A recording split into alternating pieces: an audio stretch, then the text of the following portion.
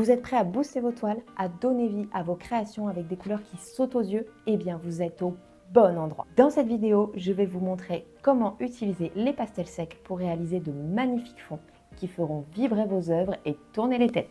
Bonjour et bienvenue sur l'Art de créer avec Charlène. Ici, je partage avec vous mon quotidien artistique à la découverte de la peinture acrylique et des techniques mixtes. L'objectif, réaliser de magnifiques projets alors que l'on n'a que 15, 20, 30 minutes par jour à consacrer à sa créativité. Et oui, c'est possible. En ce moment, je travaille sur un projet en série. J'ai réalisé les premières étapes, c'est-à-dire un croquis au fusain, une première couche de pastel sec. Ça a bien séché et maintenant c'est parti pour la suivante. Je précise que je ne suis pas à l'origine de cette technique. J'ai tout appris d'une merveilleuse artiste québécoise, Marie-Josée Bergeron, qui est la référence pour moi en la matière. D'ailleurs, je vous mettrai le lien vers sa chaîne YouTube et vers ses formations en ligne, ce sont des pépites. Vous allez voir dans cette session que l'utilisation des pastels secs pour créer un fond apporte une dimension unique à vos créations. Les textures et les effets que vous pouvez obtenir grâce à cette technique sont tout simplement incroyables. Alors, comment ça fonctionne? Eh bien, c'est ce qu'on voit ensemble tout de suite. Et me revoilà, on se retrouve sur ma table de travail qui est également ma table de salle à manger. Donc pour cette session, nous aurons besoin de médium mat, d'un contenant pour contenir notre médium mat, de pinceaux, vous pouvez en avoir plusieurs, c'est toujours utile, d'un petit spray rempli d'eau, d'une feuille de papier de soie. Pas de panique, si vous n'avez pas de papier de soie, pas de problème, vous pouvez utiliser du papier absorbant ou même un chiffon. Et bien sûr, nous aurons besoin de nos pastels. Au moment où je réalise cette session créative, il est 17h30. Ma fille de 3 ans est derrière moi sur le canapé pour sa demi-heure de pas de patrouille.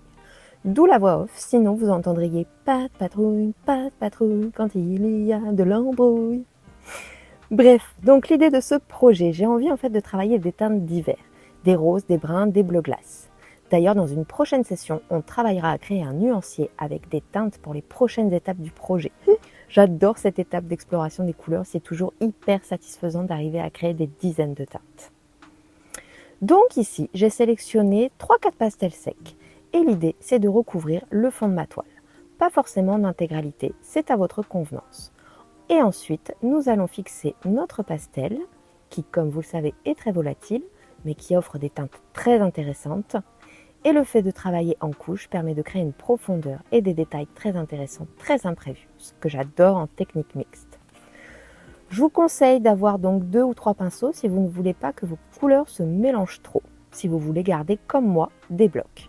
Ici, vous voyez que je travaille en verticalité et effectivement, je souhaite garder des blocs de couleurs. Donc j'utilise mon pinceau pour faire l'intégralité des bandes d'une même couleur. Et ensuite, je fais les bandes d'une autre couleur, ce qui m'évite de les mélanger et d'avoir trop de pinceaux à nettoyer. Gain de temps, gain de temps. Vous pourriez vous arrêter à cette étape et laisser sécher. Moi, j'aime les effets de gouttes, de plis, de coulures. Et j'ai envie qu'on puisse voir les effets de ma première couche pour créer une belle profondeur. Donc, je vais mouiller la toile, faire couler l'eau et tout de suite après placer ma feuille de papier de soie qui enlève l'excédent et qui laisse en plus de beaux effets de papier froissé. J'adore! Vous verrez qu'avec un peu de pratique, vous serez en mesure de créer des fonds à couper le souffle en un rien de temps. Et c'est pas seulement l'apparence des toiles qui sera transformée, mais vous aussi et votre confiance d'artiste. Vous pourriez vous arrêter là, on a passé 15 minutes dans notre session créative. Pour ma part, il me reste encore 15 minutes avant de passer aux étapes de repas et de bain avec ma choupette.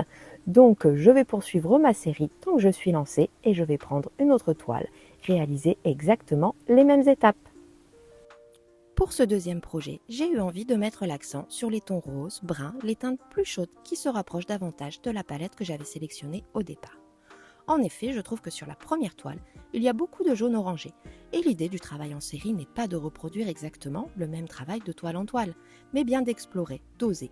Et j'aime beaucoup ce vieux rose que j'arrive à obtenir grâce au pastel. J'y vais donc généreusement pour ce second projet. D'ailleurs, vous pourriez très bien recommencer cette étape jusqu'à obtenir un résultat qui vous satisfasse. N'oubliez pas, la magie des techniques mixtes, il n'y a pas de règle. Et voilà, 30 minutes de créativité, 2 toiles en cours. Il me tarde de les continuer.